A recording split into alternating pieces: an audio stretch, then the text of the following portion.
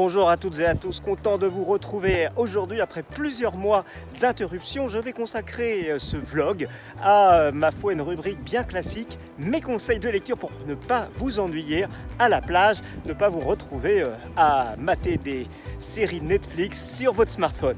Le roman à lire, c'est bien entendu Sérotonine de Houellebecq, si vous n'avez pas encore eu le temps de le faire. Un héros dépressif à souhait, l'art de la description du détail de la sociologie et beaucoup d'humour à lire absolument. Deuxième roman de plage par excellence, Cape May de Chip Chick, un nouvel auteur américain. Ça se passe à la plage, en tout cas dans une station balnéaire du New Jersey à la fin des années 50. Une sélection d'essais maintenant avec un coup de zoom sur l'économie et la politique pour mieux appréhender la crise des gilets jaunes qui s'est déroulée sous nos yeux il y a quelques mois. Tout d'abord, pouvoir d'achat, le grand mensonge de l'économiste et chercheur Philippe Erlin.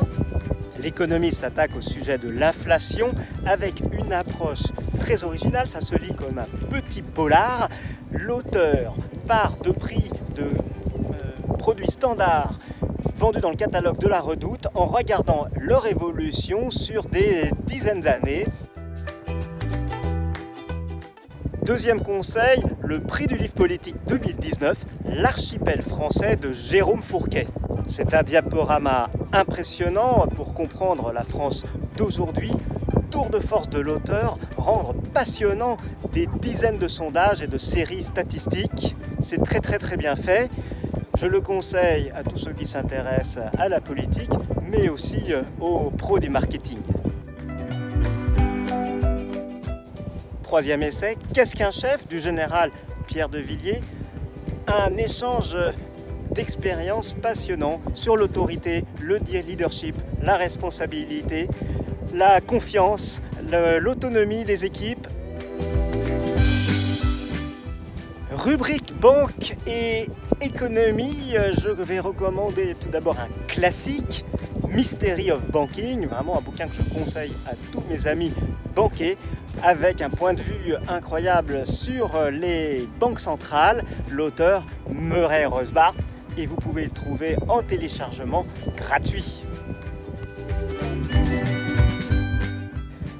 Le Bitcoin retrouve des couleurs, je conseille pour tous ceux qui doutent, pour tous ceux qui se posent des questions, qui veulent en savoir plus sur la théorie derrière cette crypto-monnaie, ce crypto-actif, je vous conseille la lecture de l'étude parue en 2018, Bitcoin Totem et Tabou, de Mombin et Grandval, publié par l'Institut Sapiens. Là aussi, c'est en téléchargement et c'est gratuit. Et enfin, catégorie divers. Marcher donne un sentiment de liberté, c'est le contraire de plus haut, plus vite, plus fort. Ces trois lignes sont extraites d'un petit bouquin coup de cœur, pas à pas, d'un aventurier, Erling Kage, qui, dans le monde qu'on vit tous, prend le temps de vivre, prend le temps de marcher.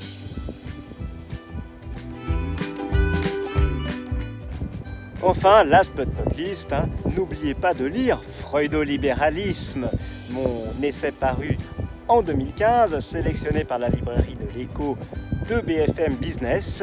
J'y démontre les confluences entre la psychanalyse freudienne et l'école autrichienne d'économie. Si vous voulez d'autres idées, poursuivons la discussion sur les médias sociaux.